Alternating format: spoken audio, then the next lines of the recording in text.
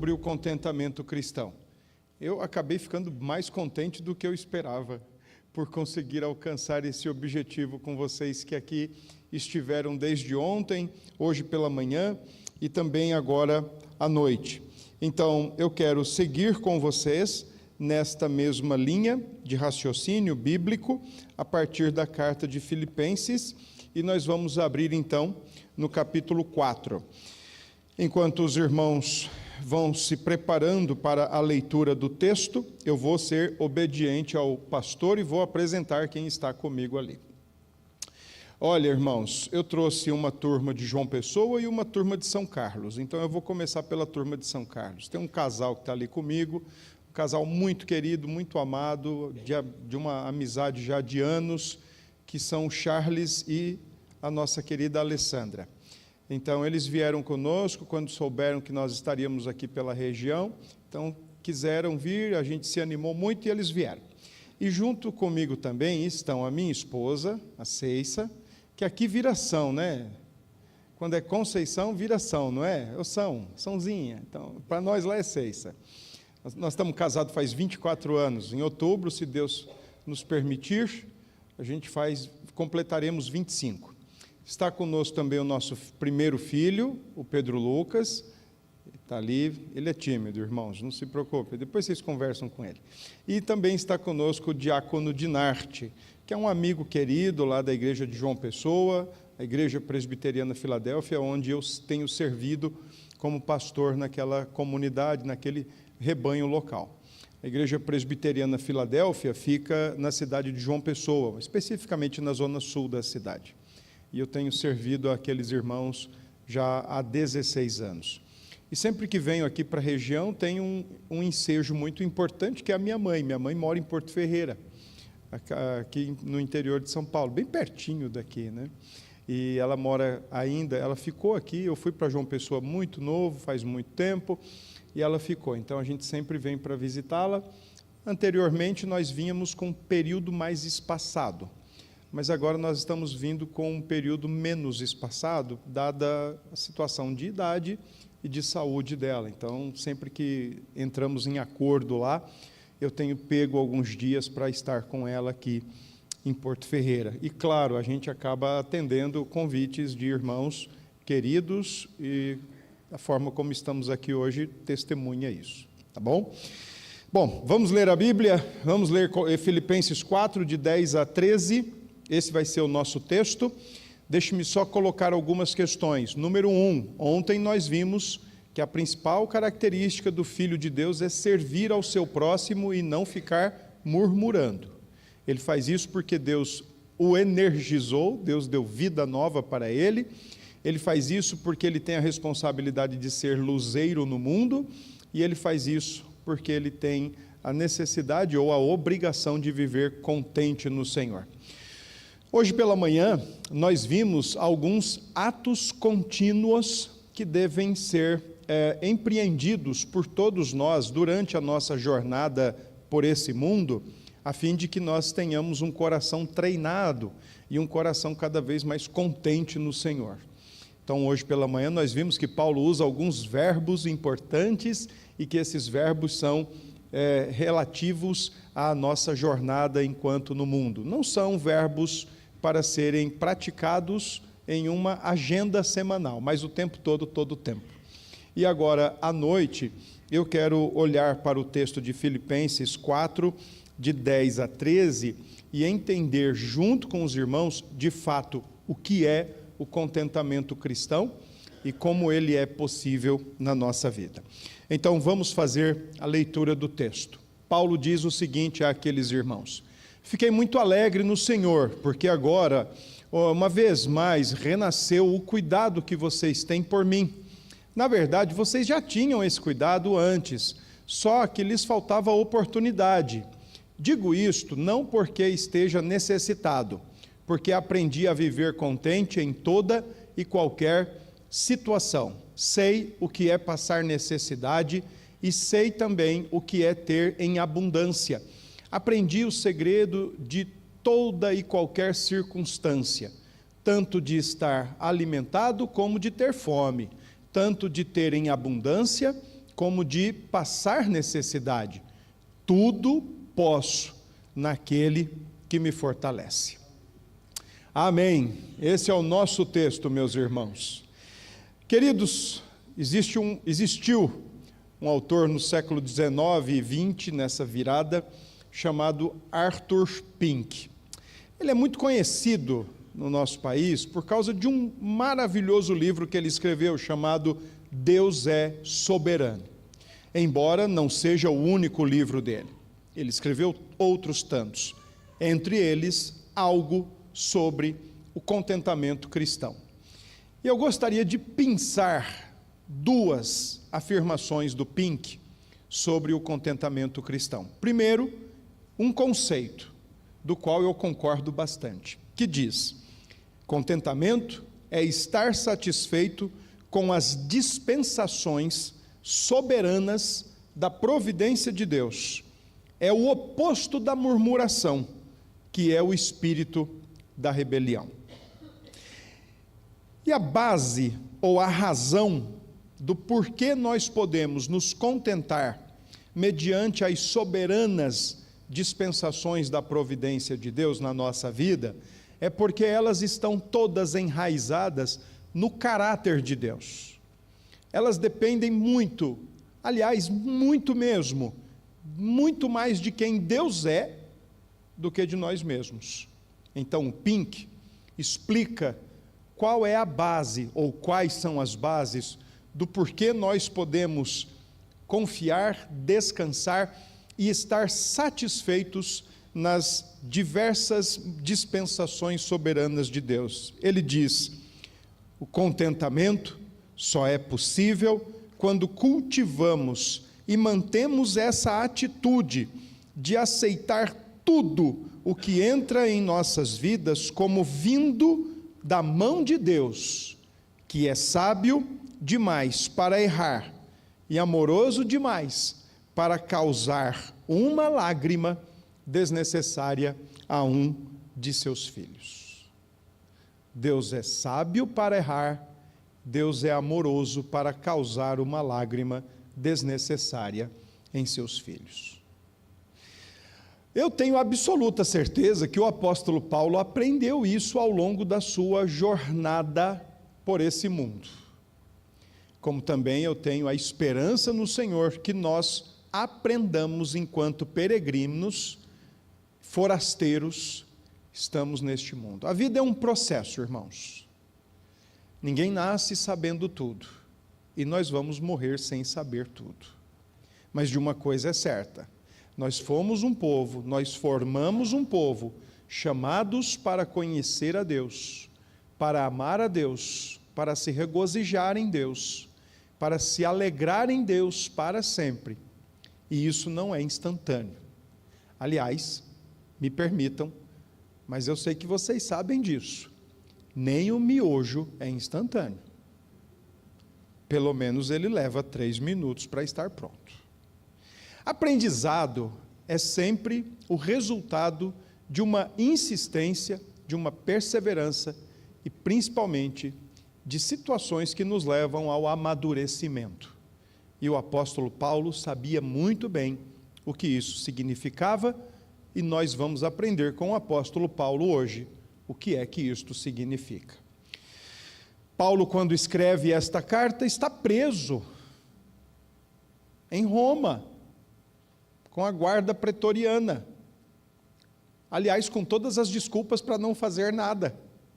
Todavia, mesmo preso em Roma, com a guarda pretoriana, a palavra de Deus não está presa, a ponto de Paulo ministrar o evangelho àqueles que o visitavam, mas também de ministrar o evangelho até mesmo aos soldados romanos.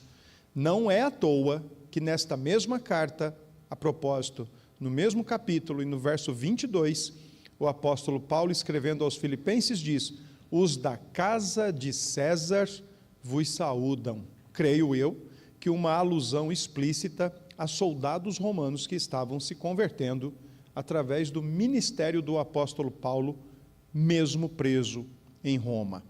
A carta de Paulo é escrita depois de uma viagem extremamente tumultuada até a cidade de Roma. Os capítulos finais de Atos dos Apóstolos nos mostram isso. Daqui a pouco nós vamos entender do que se trata. Quando Paulo escreve essa carta, escreve porque ele tem muito apreço pela igreja dos Filipenses, uma igreja muito apoiadora do seu ministério apostólico, das suas viagens missionárias. Tanto é que o versículo 10 é exatamente uma palavra de agradecimento do apóstolo Paulo. Afinal de contas, os filipenses, apesar de toda a sua precariedade econômico-financeira, conseguiram, com muito custo, através de Epafrodito, enviar uma oferta missionária ao apóstolo Paulo. E mais que isso, não só enviaram uma oferta missionária a Paulo para ajudar com as despesas da casa de aluguel em Roma, como também conseguiram recolher uma oferta para os crentes mais necessitados na cidade de Jerusalém. Tanto é que Paulo, em tempo oportuno, afirma que passaria pela Macedônia para recolher as ofertas que foram retiradas entre os coríntios e entre os filipenses, para levar até Jerusalém, o que de fato ele faz. A carta de Filipenses também tem um outro motivo que a enseja. As coisas não estavam muito bem entre aqueles irmãos. As irmãs da SAF do primeiro século estavam tendo dificuldade para se relacionar. Uma queria a camiseta rosa, a outra queria a camiseta verde, e aí Evódia, a presidente, e Sinti, que é a vice-presidente, não estavam se entendendo muito bem. Então, o capítulo 4 inicia exatamente com Paulo trazendo uma palavra para que essas irmãs, apesar de todas as divergências e apesar de todas as ideias que são próprias, pelo menos no que se tratasse a cruz de Cristo e o corpo de Cristo, elas pensassem da mesma forma. Havia problemas relacionais na igreja de Filipos, e também esse é um dos motivos pelos quais Paulo escreve esta carta.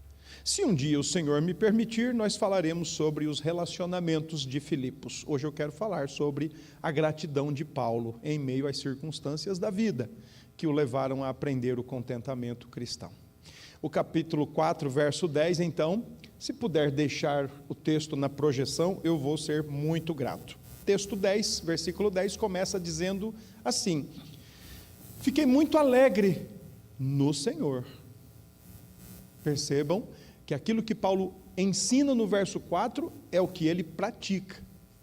Alegre no Senhor. Essa é uma forma de dizer: a minha esfera, a minha fonte, o meu recanto de alegria, de satisfação, é sempre o Senhor.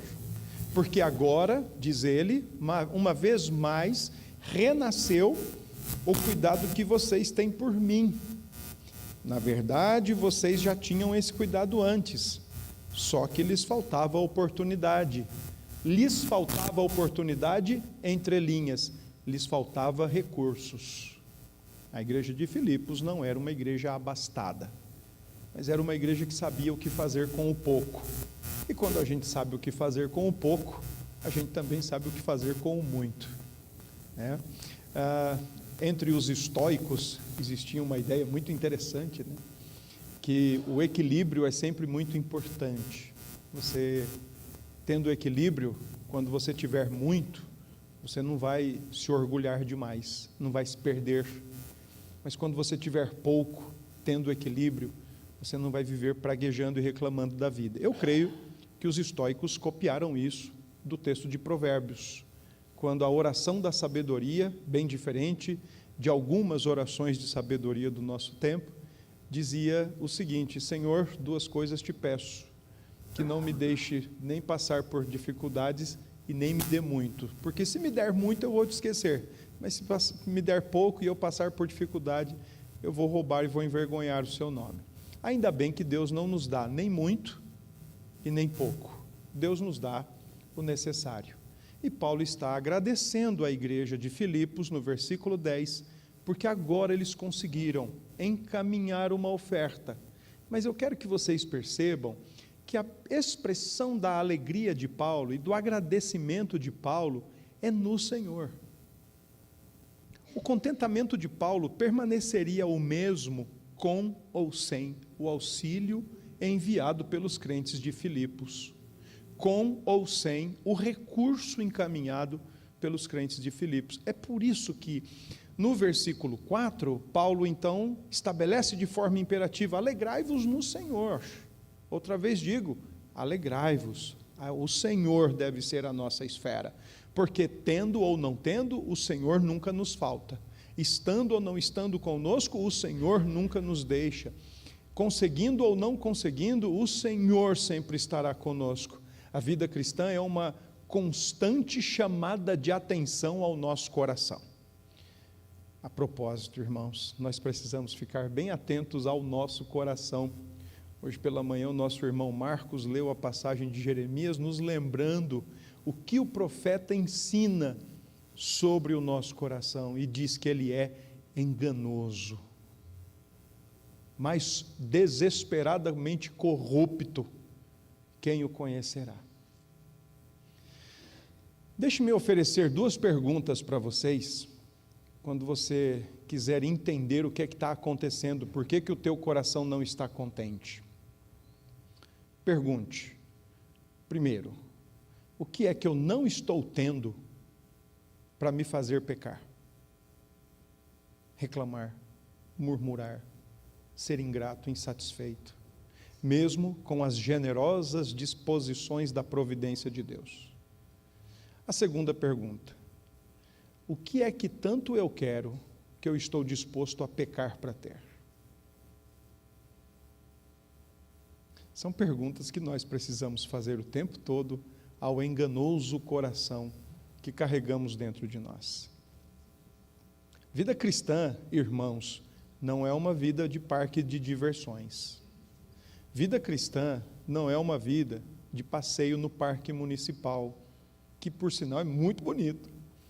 Vida cristã não é uma vida onde nós vivemos à beira-mar, levando um solzinho, aquela brisa gostosa, sentado numa cadeira espreguiçadeira. Vida cristã, diriam autores reformados, é uma vida na arena, é uma vida no ringue, é uma vida no coliseu. E o primeiro grande inimigo com quem nós temos que lidar chama-se coração. E nós precisamos entender isso. O pior inimigo nós carregamos dentro de nós mesmos, o nosso coração. Paulo está grato no Senhor, independente de qualquer coisa que viesse dos filipenses ou não, que é exatamente o que ele diz no versículo 11. E aí Paulo começa então a explicar a razão porque a alegria dele está no Senhor, no versículo 10. Vamos ver o verso 11, o que Paulo diz. Ele diz o seguinte: digo isto que estou alegre no Senhor. Digo isto, não porque esteja necessitado, e Paulo estava, porque aprendi a viver contente em toda e qualquer situação. Deixe-me colocar algumas questões para você. O que não é contentamento? Contentamento, por exemplo, não é eu e você assumirmos uma postura indiferente à circunstância, ao contexto, a posses ou ausência de algo. Indiferença, na verdade, é a pior resposta para quem não quer fazer diferença, dizia uma filósofa brasileira. Diferença é o que nós fomos chamados para fazer, sal da terra, luz do mundo.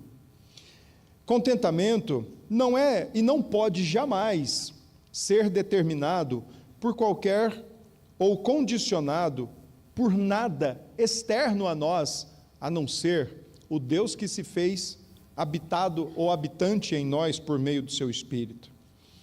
O que não é contentamento, não é eu e você termos uma disposição que condiciona pessoas e coisas em nosso domínio ou em nosso poder, para então nós ficarmos satisfeitos ou contentes.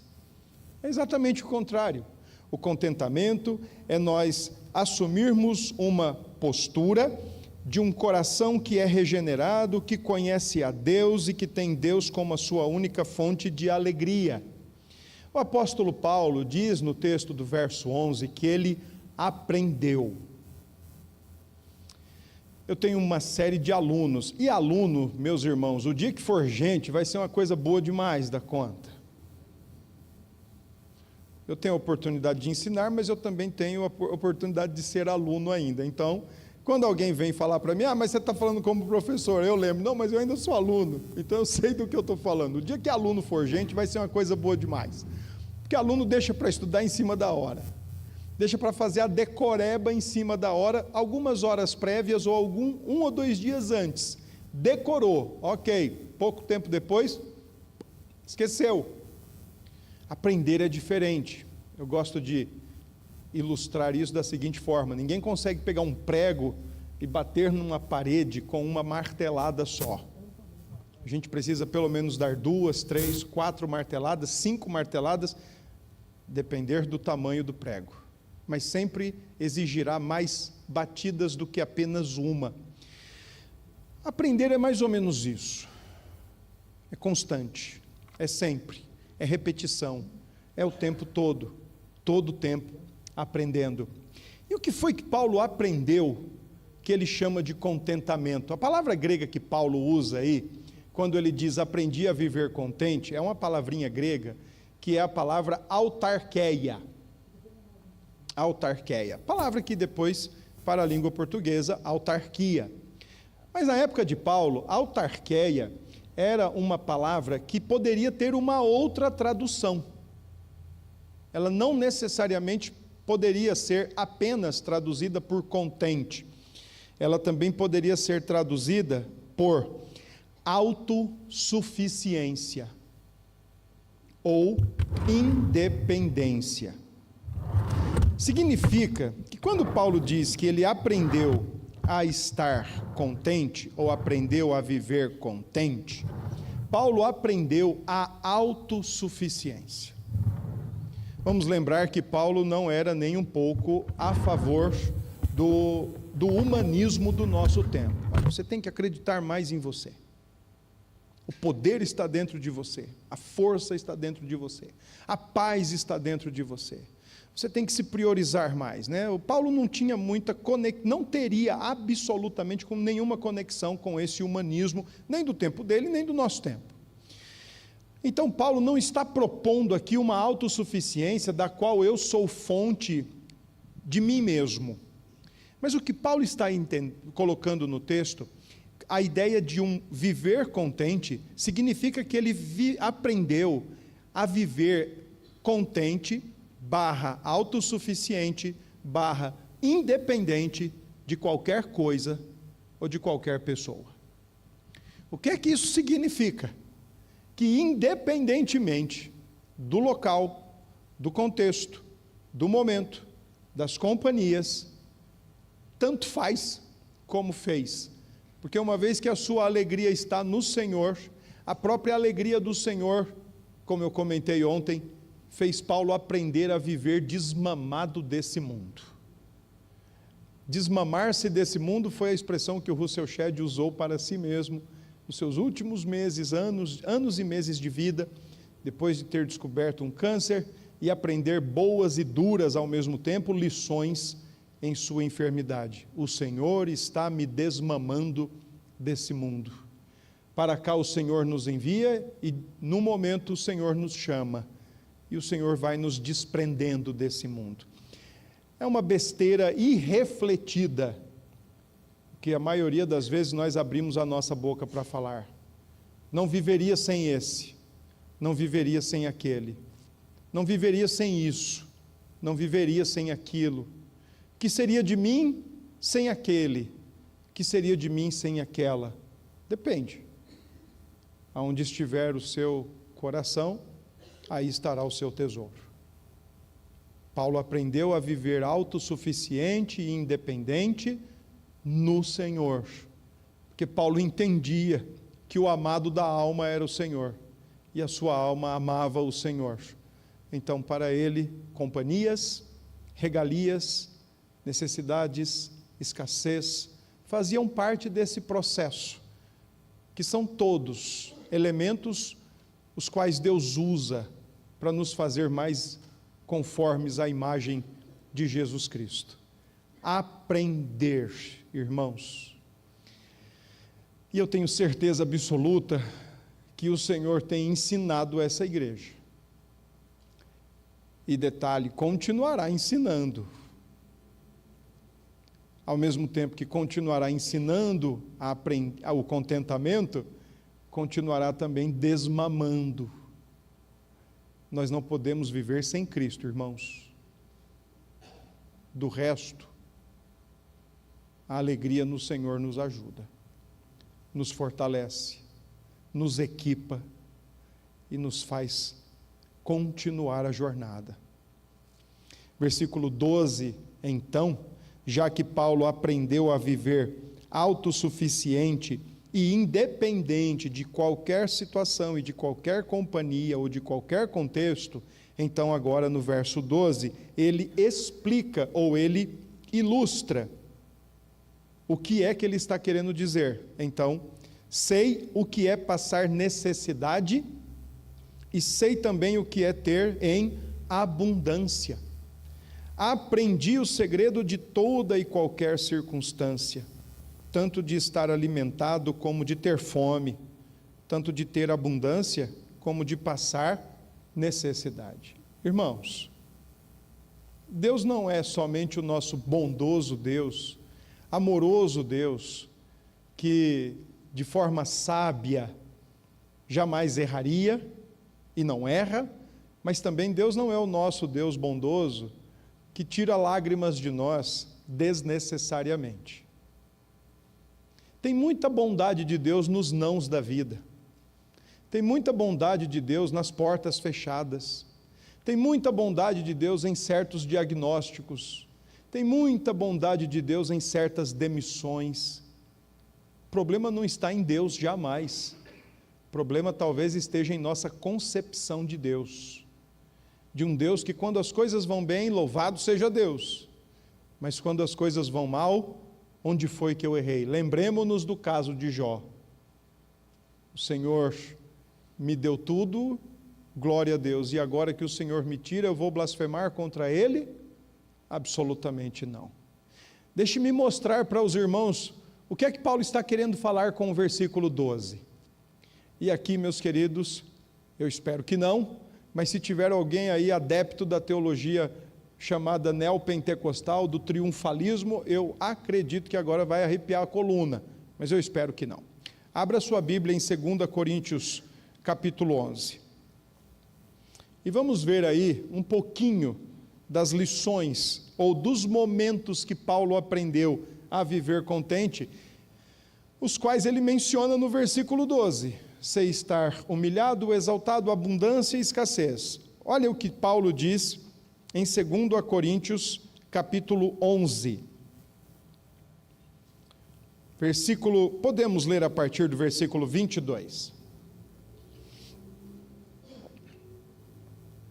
Vamos lembrar que Paulo tinha certos probleminhas com a igreja de Corinto. Ele doou 1 ano e 6 meses da sua vida e do seu ministério naquela cidade, e ainda assim foi tratado como um apóstolo meia boca. Conhecem essa expressão? Um apóstolo faz de conta. Paulo tinha algumas resistências com um grupo lá que dizia que ele não era apóstolo coisíssima nenhuma. Então, ele está defendendo o seu apostolado nesse texto. Olha o que ele diz: são hebreus? Eu também. São israelitas? Eu também. São da descendência de Abraão? Eu também. São ministros de Cristo? Falando como se estivesse fora de mim? Afirmo que sou ainda mais. Em trabalhos, muito mais. Em prisões, muito mais. Em açoites, sem medida. Em perigos de morte, muitas vezes. 5 vezes recebi dos judeus 40 açoites menos 1. 3 vezes fui açoitado com varas. 1 vez fui apedrejado. 3 vezes naufraguei. Fiquei 1 noite e 1 dia boiando em alto mar. Em viagens, muitas vezes.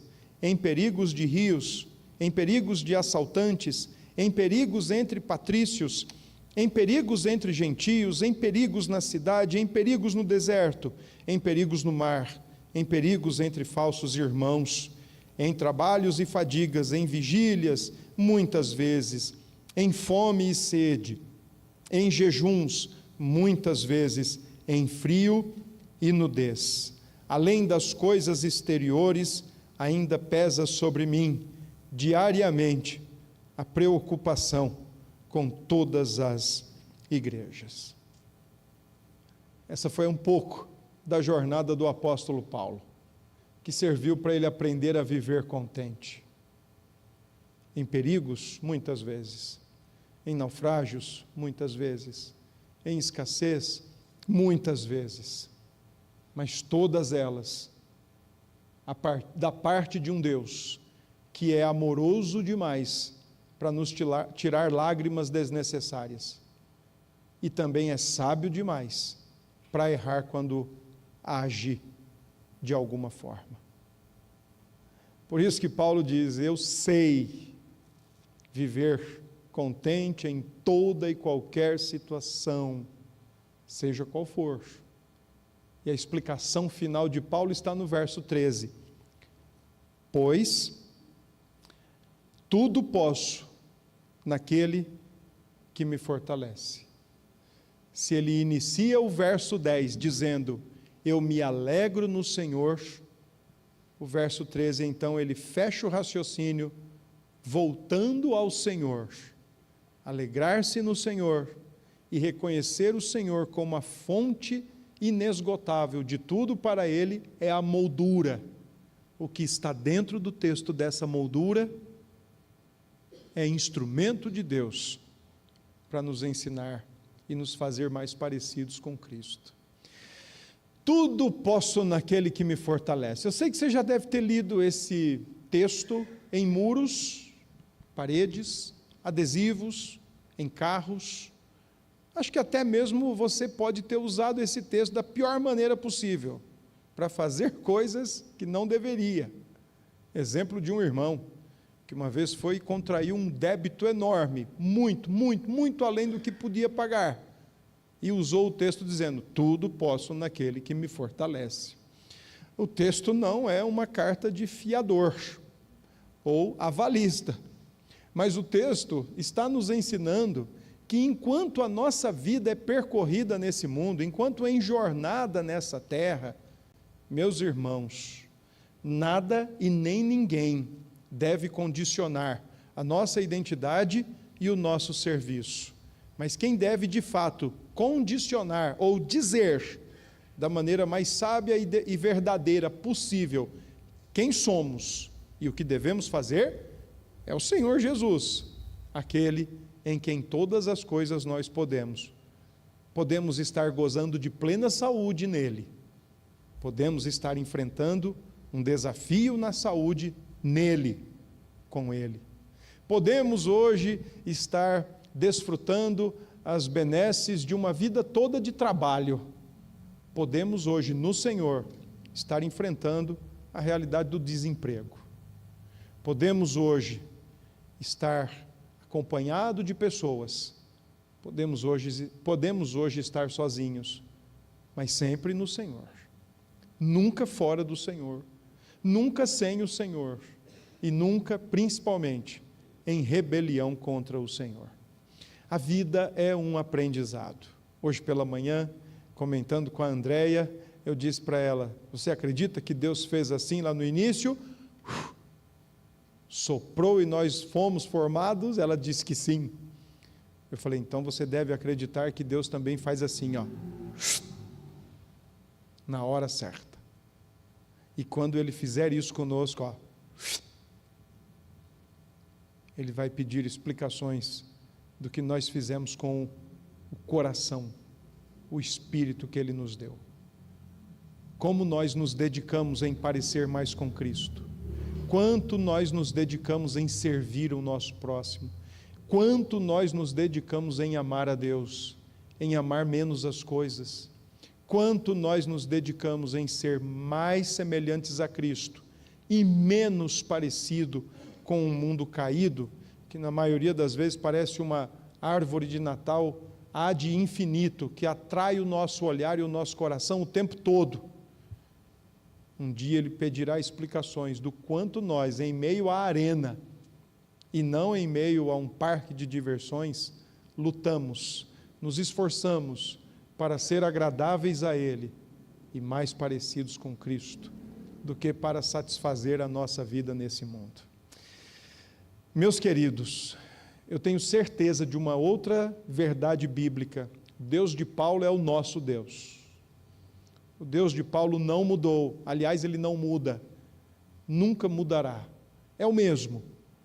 O Deus de Paulo trabalhou com Paulo, o Deus de Paulo trabalha conosco, o Deus de Paulo formou Cristo nele, o Deus de Paulo também deseja formar Cristo em nós.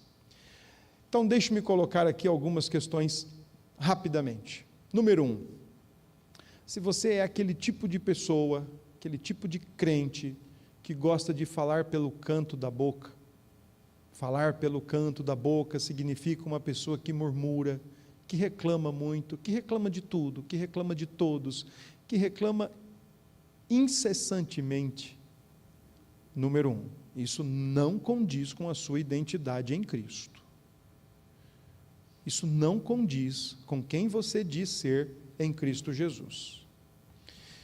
Porque se eu digo, e se eu afirmo que sou de Cristo e Cristo é meu, e ainda continuo tendo comportamento e postura reclamona, murmuradora, pode ser que o meu coração esteja sendo partilhado com outras falsas divindades. Pode ser que o meu coração ainda não entendeu que o verdadeiro bem da minha alma já é meu e eu sou dele. Não condiz. Número 2, vamos nos lembrar que o Antigo Testamento nos ensina que, juntamente com a idolatria, a murmuração era o pecado mais odiado por Deus no Antigo Testamento, e ele não mudou, continua sendo.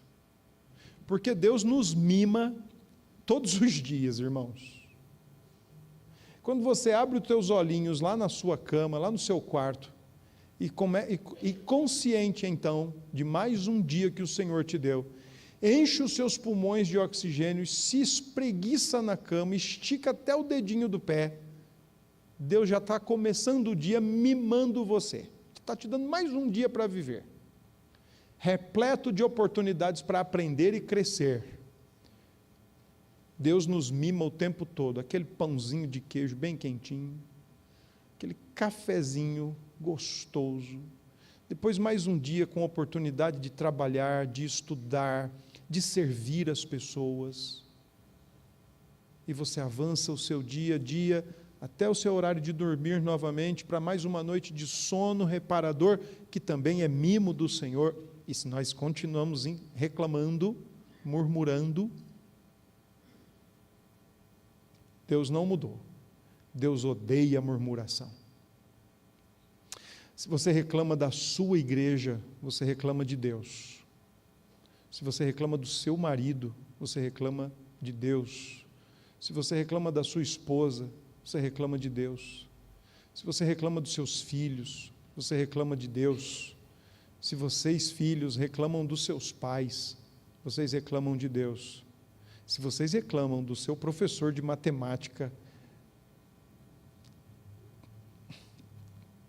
também vocês reclamam de Deus. Afinal de contas, por que é que vocês acham que tudo isso está na vida de vocês? Porque Deus, em sua soberana disposição, colocou quem Ele tinha que colocar na sua vida. Colocou você onde você está. Então não fique reclamando de Deus. Tudo isso é mimo do Senhor para a sua vida. Terceira e última colocação. Ainda há esperança. Bota a boca no pó, bota o joelhinho no chão, faz aquilo que já foi dito nessa noite. Com pecado a gente faz duas coisas: confessa e se arrepende.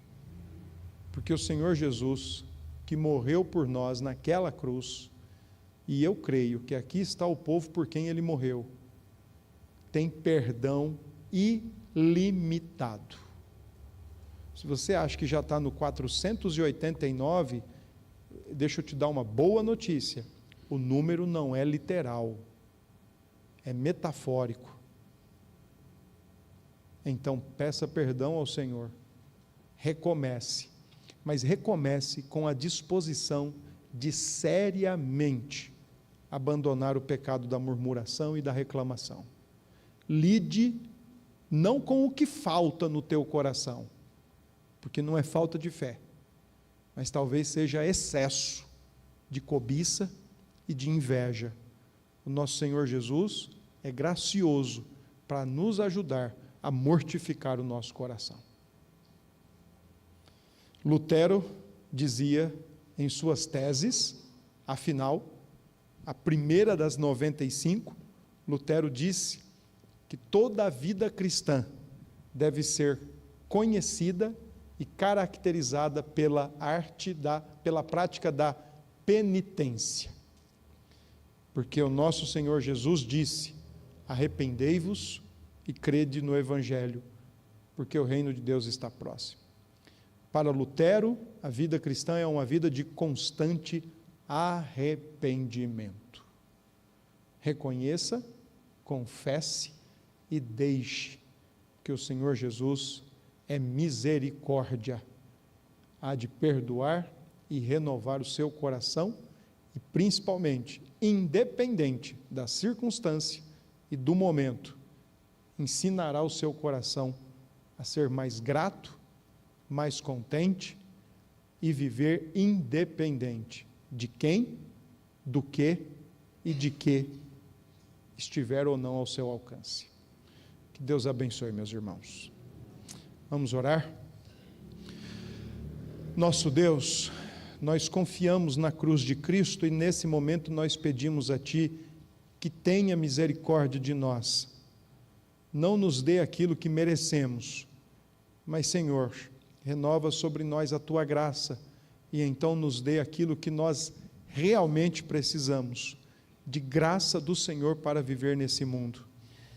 Santo Deus bondoso e generoso, aqui está o Teu povo eleito lá na eternidade, antes de qualquer coisa que foi criada vir à existência, o Senhor já conhecia cada um de nós. E por nos conhecer e nos amar, o Senhor disse de forma eterna e infalível que nós seríamos conformados com Cristo. Oramos para que assim seja. Nos conforme à imagem de Cristo. Porque, Senhor, esse é o maior bem que o Senhor pode fazer em nós. Nos conformar à imagem de Cristo. Ajuda o nosso coração a ser mais grato e confiante no Senhor. Santifica os nossos desejos, a fim de que não sejamos em nenhum momento dominados por cobiça, por lascívia, por inveja. Mas, Senhor, faz de nós pessoas mais santas em Cristo, com desejos santificados, com desejos de agradar o Senhor em todo o tempo. Muito obrigado por esse tempo que tivemos junto com esses irmãos. Seja sobre cada um deles a Tua bondosa mão. Oramos em nome de Jesus. Amém.